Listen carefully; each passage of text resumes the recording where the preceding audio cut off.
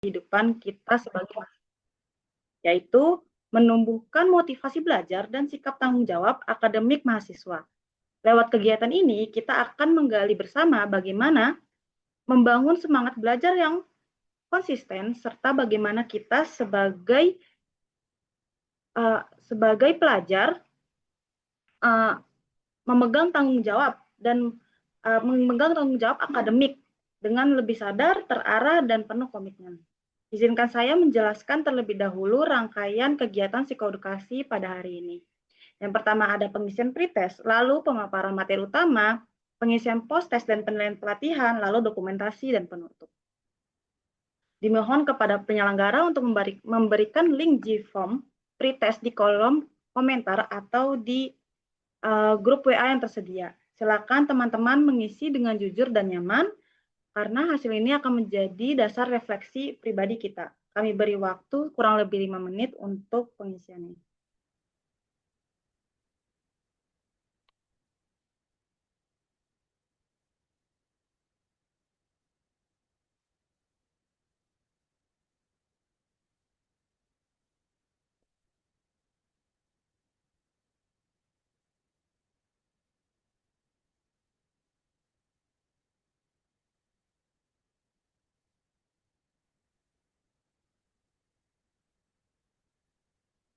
Oke, baik.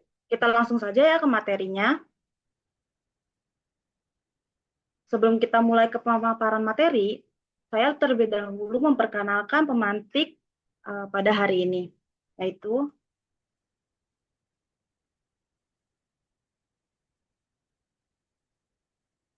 pemateri pada hari ini ada Rehan Pamungkas, saya sendiri Hanifah Silo, ada Dianita Mariatu Soliha, dan Halimah Ikhwiru.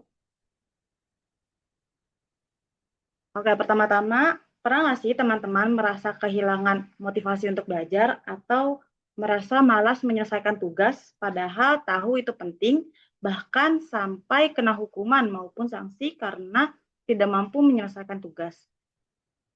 Lewat sesi ini, kita akan bahas bareng-bareng bagaimana caranya menumbuhkan motivasi belajar yang stabil, serta bagaimana membangun sikap tanggung jawab akademik sebagai bagian dari peran kita sebagai mahasiswa. Oke, yang pertama tentunya pasti dari motivasi dulu ya. Nah, apa sih itu motivasi?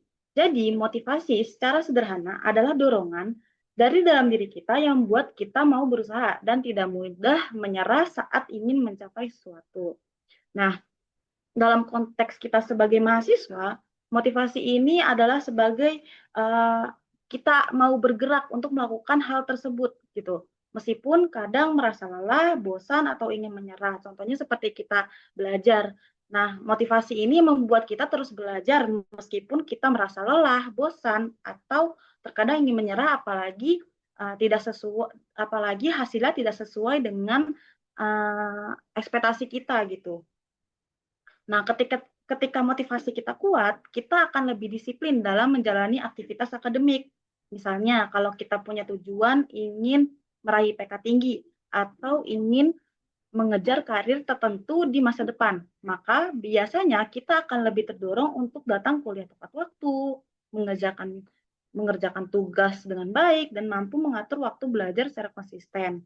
Jadi, motivasi itu seperti kompas yang mengarahkan kita ke tujuan dan juga seperti bahan bakar yang membuat kita terus melaju. Nah, dari motivasi ini, jenisnya itu ada dua, teman-teman. Yang pertama itu ada motivasi internal atau kita bisa sebut motivasi intrinsik, di mana motivasi intrinsik itu dorongan untuk melakukan suatu hal atau suatu aktivitas dari dalam diri dan tidak mengharapkan imbalan dari luar. Dari luar, dan kita melakukan sesuatu itu bukan karena orang lain, bukan karena disuruh atau karena hadiah gitu. Tapi karena kita emang merasa aktivitas itu tuh penting dan bermakna dan membuat kita puas gitu secara pribadi. Nah, motivasi intrinsik ini muncul karena adanya seperti minat pribadi, kayak kita memiliki kesukaan masing-masing, atau kita misalkan belajar psikologi, ternyata karena kita memang senang melihat perilaku manusia atau dinamika kepribadian seperti itu. Lalu ada rasa ingin tahu. Nah, rasa ingin tahu, rasa ingin penasaran itu membuat kita menjadi ingin melakukan suatu hal supaya rasa penasaran itu terjawab, ya kan? Terus ada tujuan, nilai atau makna personal. Nah, di sini itu alasan teman-teman. Jadi alasan mengapa kita melakukan aktivitas itu.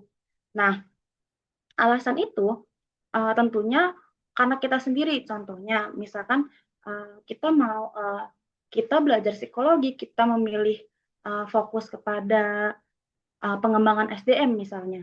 Nah, itu kan supaya di masa depannya nanti ilmunya bisa kita terapkan sebagai kita akan bekerja menjadi HR begitu. Lalu yang terakhir ada kepuasan internal, di mana di sini kita mempunyai perasaan bangga atau kita puas gitu loh sama pencapaian atau bisa jadi proses dari kita melakukan hal tersebut untuk mencapai tujuannya.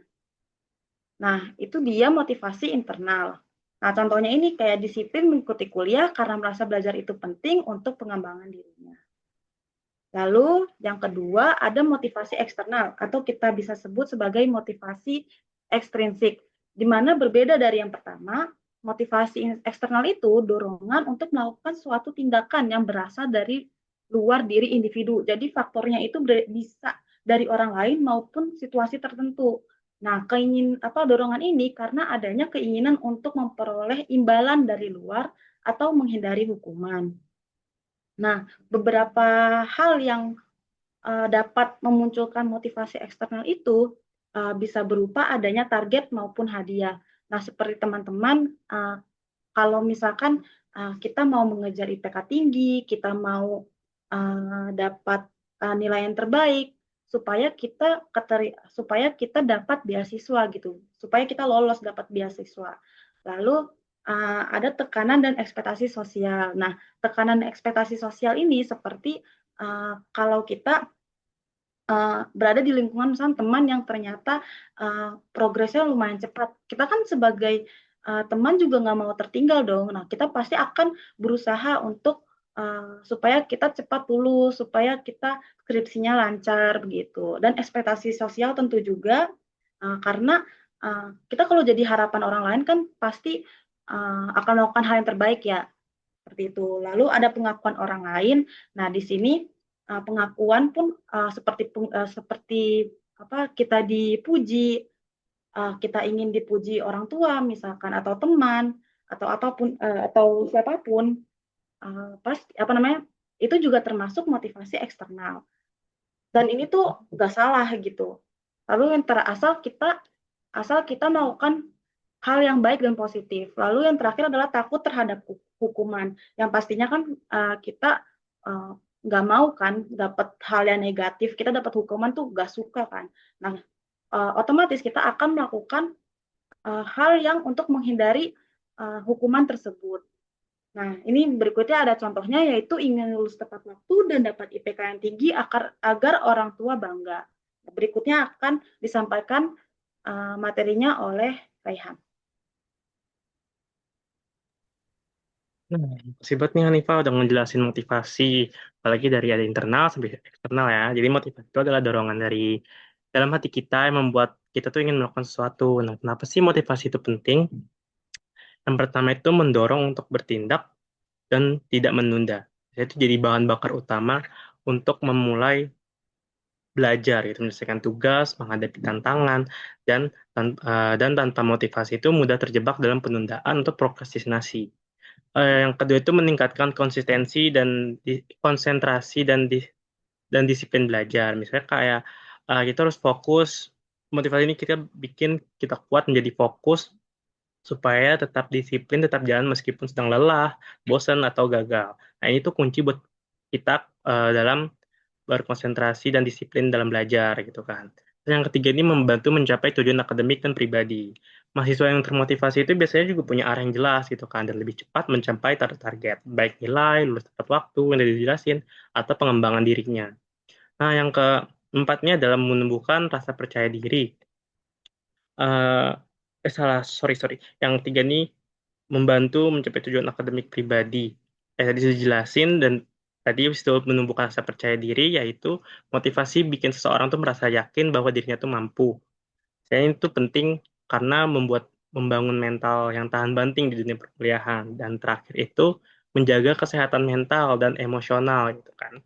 Mahasiswa yang punya motivasi ini tuh cenderung rasa hidupnya tuh bermakna gitu kan, lebih tahan terhadap stres dan nggak mudah kehilangan arah gitu teman-teman. Jadi penting banget motivasi untuk ada di pada mahasiswa sekarang. Boleh next, Kak?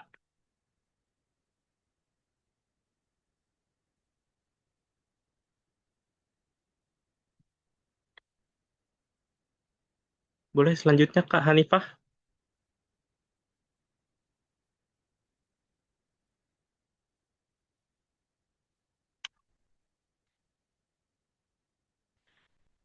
Oke, nah selanjutnya nih kita harus mengetahui gitu kan, kenapa sih motivasi itu penting tadi dijelasin dan kita tuh harus eh, menemukan caranya gitu kan, cara menumbuhkan motivasi. Jadi motivasi itu seperti semangat nih dalam hati kita, kadang bisa besar, kadang bisa ngecil juga gitu kan. Nah, yang pertama itu pastinya apa? Tentukan tujuan yang jelas dan terarah nih, teman-teman. Mengetahui apa dan mengapa kalian tuh belajar membantu menjaga fokus dan semangat. Tujuan yang spesifik itu bikin kita tuh lebih termotivasi untuk bertindak. Nah, kalau ada tujuan tuh pasti semangat banget kan jadinya ada motivasinya gitu kan. Nah, yang kedua ini mau ngatur waktu belajar dan jadwal prioritas teman-teman. Motivasi itu sering turun kan pastinya karena kecapean, kewalahan, ataupun karena hal-hal lain yang bikin kita jadi demot bahasanya kan, demotivasi. Dengan jadwal yang rapi dan prioritas yang jelas tuh kita jadi lebih tenang dan bisa belajar lebih efektif gitu kan. Jadi nggak nunda-nunda lagi deh, apalagi mas-masan ngerjain tugasnya, jadinya nggak dikerjain deh gitu kan. Nah yang ketiga ini membangun lingkungan belajar yang positif. Lingkungan yang mendukung seperti teman, teman dekat gitu kan, atau komunitas yang produktif itu bisa menularkan energi positif ke kita gitu. Kalau yang kalau yang negatif jangan dulu deh, misalnya kan kayak teman-teman yang merasa nggak cocok tuh kita hindarin aja demi kebaikan kita sendiri dan mental kita. Nah, yang keempatnya ada membangun self talk yang positif. Ucapan kepada diri sendiri bisa mempengaruhi emosi dan perilaku kita. Misalnya kayak aku mampu melewati ini, kayak duh gue cantik banget nih hari ini gitu kan, kayak outfit gue tuh keren banget sih gitu kan, bagus banget, kayak suka deh sama liptin ini. Dan hal-hal ini tuh bisa ningkatin motivasi kalian tuh untuk belajar di kelas gitu kan, kayak nggak boleh insecure atau apalagi tuh ngomongin tentang diri negatif tentang diri sendiri tuh jangan deh gitu kan. Nah yang kelima ini menghargai proses dan merayakan hal kecil gitu. Jangan tunggu sukses besar dulu baru merasa berhasil. Apresiasi hal-hal kecil kita tuh seperti menyelesaikan tugas tepat waktu, bisa menjaga semangat tetap hidup. Kayak semua aku dirayakan gitu ya guys. Nah besar atau kecil, kecil bakteri pun nggak apa-apa buat rayakan. Tetapi tetap harus ingat untuk melanjutkan prosesnya ya supaya mencapai hasil yang dituju. Nah yang keenam ini terakhir ya, ada refleksi dan evaluasi yang sudah dilakukan. Nah, hal ini tuh membuat mahasiswa tuh mengenal diri, menyadari apa yang bikin dia semangat atau malah bikin down. Kita melihat progresnya juga untuk menyesuaikan strategi belajar. Dengan rutin refleksi dan evaluasi, kita tuh bisa terus berkembang dan termotivasi gitu menghadapi tantangan.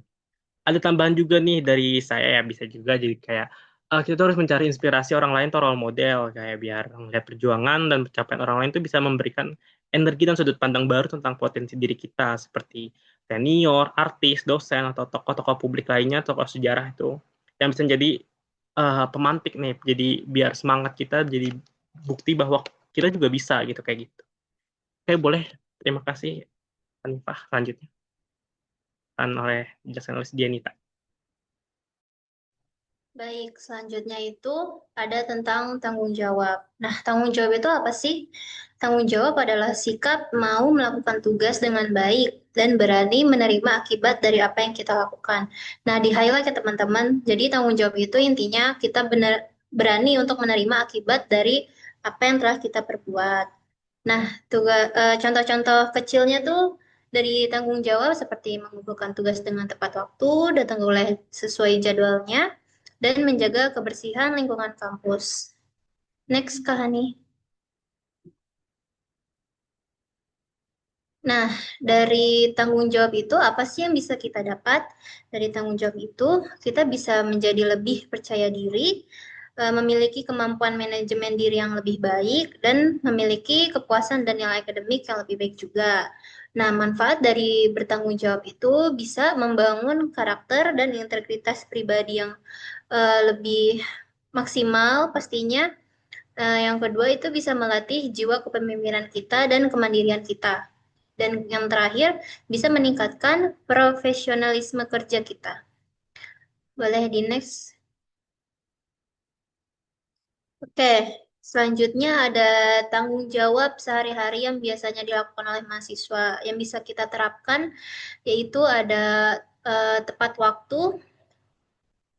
Tepat waktu ini bukan cuma soal kebiasaan, tapi ini juga soal karakter yang kuat tumbuh dari pilihan yang kecil yang bisa kita terus jaga. Nah, yang kedua ini mengakui kesalahan dan meminta maaf. Nah, ini tuh biasanya kita nih malu ya untuk mengakui kesalahan dan kita juga kadang gengsi untuk minta maaf. Nah, ini harusnya dibiasain ya teman-teman untuk sebagai diri kita biar lebih bertanggung jawab lagi. Nah, yang terakhir, menjaga kesehatan dan kebersihan diri. Nah, kadang kan semester-semester ini tuh rawan-rawannya tipes ya teman-teman. Nah, maka dari itu kita bisa menjaga kesehatan dan kebersihan diri kita. Itu juga udah bentuk dari tanggung jawab ke diri kita sendiri. Seperti itu. Terima kasih.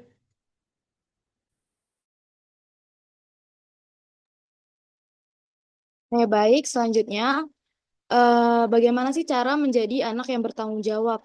Yang pertama itu adalah bertanggung jawab secara akademik. Nah, sebagai mahasiswa nih, kita harus bertanggung jawab tidak hanya untuk mengejar nilai saja, tapi juga benar-benar memahami dan mengerjakan materi kuliah. Contohnya nih, kayak misalnya kita sebelum hari H, misalnya kan kita dalam malam hari itu kita bisa menyusun to-do list dulu, menyusun to-do list harian, dan menyusun to-do list kayak tugas-tugas kuliah apa aja sih yang harus dikerjakan, gitu kan, biar nggak mepet deadline. Nah, seperti contohnya, misalnya nih kita kan punya tugas bikin pengmas nih, di pertemuan ke-14 harus dikumpulin. Nah, jadi kita sebagai mahasiswa yang bertanggung jawab, kita tuh harus mulai menyicilnya dari sekarang. Nah, bukan nunggu deadline H-1 sambil panik dan begadang kayak gitu ya teman-teman. Kemudian yang nomor 2 ada manajemen waktu yang baik, di mana di sini kita tuh melihat kemampuan mengatur waktu merupakan bentuk tanggung jawab pada komitmen kita, baik dalam akademik, sosial, maupun personal kita. Nah, di sini kita bisa menerapkannya itu menggunakan Google Calendar untuk menjadwalkan kegiatan sehari-hari kita, kayak misalnya jadwal kuliah kita, terus jadwal kalau misalnya ada rapat, terus ada jadwal-jadwal waktu istirahat kita. Di sini tuh di dalam manajemen waktu, di sini kita bukan berarti kamu harus belajar terus-menerus ya, tapi kamu tuh tahu kapan waktunya belajar dan kapan waktunya main. Kemudian nomor 3, ada mandiri dan tidak bergantung lebih. Mandiri bukan berarti harus melakukan semuanya sendiri, tapi harus tahu kapan harus mencoba sendiri dan kapan harus minta bantuan dengan cara yang sehat kepada orang lain. Misalnya nih, contohnya saat kamu mengisi KRS atau beasiswa sendiri, itu bukan cuma membantu orang tua, tapi juga latihan bertanggung jawab atas hidupmu sendiri, kayak gitu. Kayak misalnya, contoh lainnya memasak sendiri atau mengatur pengeluaran bulanan sendiri. Ini relate sama sama mahasiswa-mahasiswa yang rantau atau mahasiswa yang ngekos, terus atau enggak mahasiswa yang uang uang jajannya itu setiap dikasihnya itu langsung setiap sebulan sekali. Jadi kita memanage pengeluaran dan pemasukan yang sudah kita yang sudah kita keluarkan gitu. Yang terakhir ada bertanggung jawab dalam relasi sosial. Sini mahasiswa yang punya tanggung jawab sosial terhadap teman, terhadap dosen, organisasi, bahkan masyarakat. Contohnya kalau misalnya kita sudah membuat janji pertemuan kepada teman kita, misalnya oh nanti jam 4 itu kita janjian ya belajar bareng di perpustakaan. Nah, nanti kita waktu sampai di perpustakaannya itu ya harus udah sampai yang ya udah harus tepat di jam 4 itu, nggak boleh ngaret gitu. Itu salah satu bentuk tanggung jawab kita dalam menepati janjinya gitu. Oke, boleh next Kak Hanifah. Nah, sekarang di sini ayo kita tar dulu, Kak. Mundur lagi slide. Oke, di sini kita praktikkan ya tanggung jawab kita masing-masing di kehidupan sehari-hari. Nah, di sini ada sedikit kata-kata yang saya ambil dari web GPT, di mana kita semua pasti pernah gagal ya, teman-teman. Pernah lari dari tanggung jawab kita masing-masing, atau bahkan kita pernah juga pura-pura nggak peduli nih sama kehidupan kita, sama tugas-tugas kita gitu kan. Tapi hal yang penting bukan menjadi untuk sempurna, melainkan terus belajar dan sadar bahwa kita sedang tumbuh. Tuh, yuk mulai dari hal-hal kecil, dari diri sendiri, kita mulai ubah dulu, kita mulai memanage waktu kita, memanage apapun itu, terus karena tanggung jawab itu bukan beban, dia adalah bentuk cinta pada masa depan kita sendiri. Oke, sekian, terima kasih Kak Hanifah.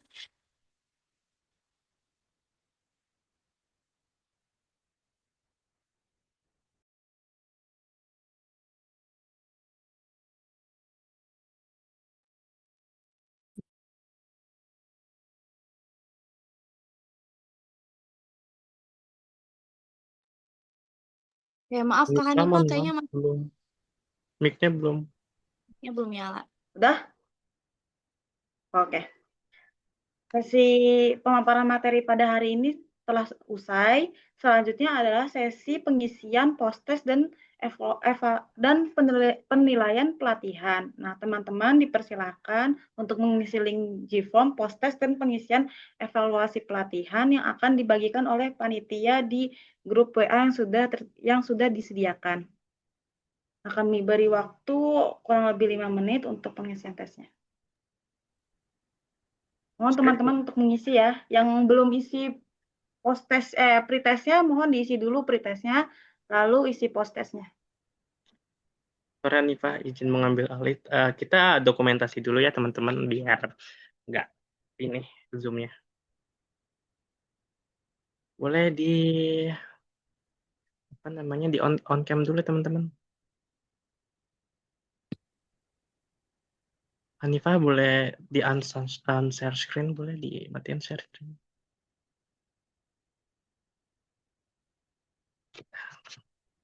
Boleh dong teman-teman on cam. Ada lagi nggak teman-teman yang bisa on cam? Kalau nggak bisa ya udah. Oke. Kasih bye ya teman-teman. 1, 2, 3. 1, 2, 3. Oke. Ya boleh silakan on cam lagi teman-teman. Terima kasih atas meluangkan waktunya untuk on cam. Boleh jangan lupa isi post-testnya teman-teman. Ada evaluasi pelatihannya juga di situ. Kami kasih waktu 5 menit ya teman-teman.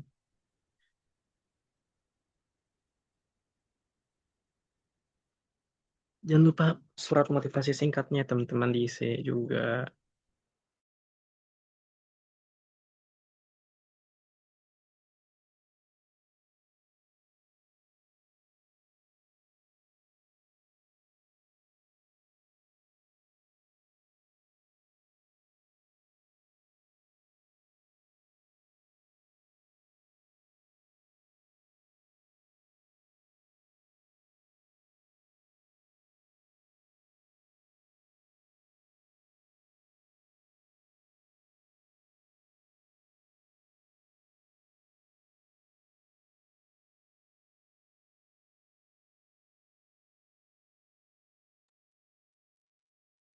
Alhamdulillah kita telah sampai di penghujung kegiatan psikoedukasi hari ini. Terima kasih banyak kepada teman-teman semua yang sudah mengikuti rangkaian kegiatan pada hari ini.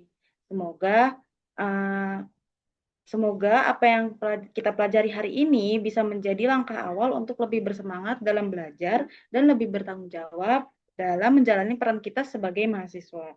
Mari kita berbawa semangat ini kehidupan akademik kita sehari-hari. Wassalamualaikum warahmatullahi wabarakatuh. Selamat siang dan sampai jumpa di kegiatan berikutnya. Waalaikumsalam warahmatullahi wabarakatuh. Semoga yang join bisa dapat pahala.